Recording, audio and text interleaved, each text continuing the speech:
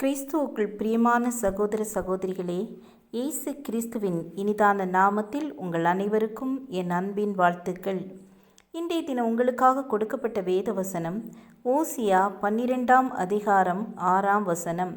இப்போதும் நீ உன் தேவனிடத்தில் திரும்பு, தயவையும் நியாயத்தையும் கைக்கொண்டு இடைவிடாமல் உன் தேவனை நம்பிக்கொண்டிரு.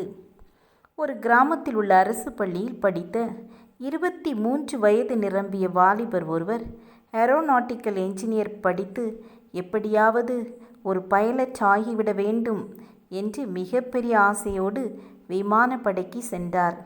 அதற்காக வைக்கப்பட்ட தேர்வில் கலந்து கொண்ட அவரோடு கூட வந்த 10 பேரில் இவர் மாத்திரம் தோல்வியுற்றார். மற்ற 9 பேரும் தேர்ந்தெடுக்கப்பட்டனர். ஆனாலும் இந்த நம்பிக்கையை அவர் விட்டுவிடவில்லை. பின்னாட்களில் அவரே தேசத்தின் குடியரசுத் தலைவராக மாறினதால் ஆயுத படைகளின் தளபதியாக பொறுப்பேற்றார். பொறுப்பேற்ற அவர் விமானப்படையின் தலைமை அதிகாரியிடம் தான் ஒரு விமானியாக மாற ஆசைப்படுவதாக கூறினார்.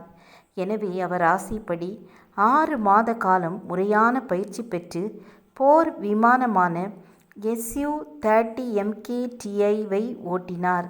அந்த நபர் யார் என்றால் நம்முடைய முன்னாள் குடியரசுத் தலைவர் ஏபிஜே அப்துல் கலாம்.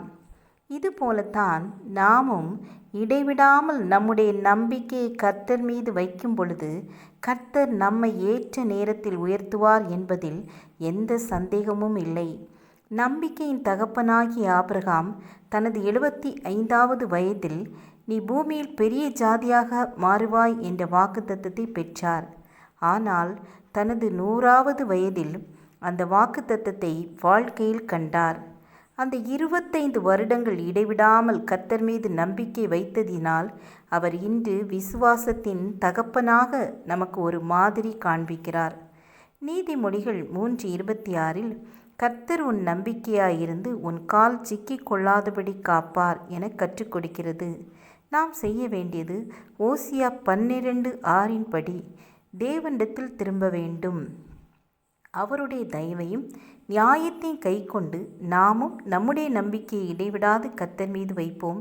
கர்த்தர் நம்மை ஆசீர்வதித்து வழிநடத்துவார். ஜெபம் செய்வோம்.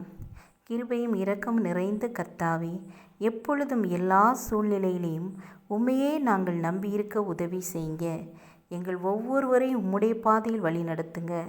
எங்கள் ஒவ்வொருவரையும் ஆசீர்வதிங்க. உமக்கென்று வாழ கிருபை தாருங்க.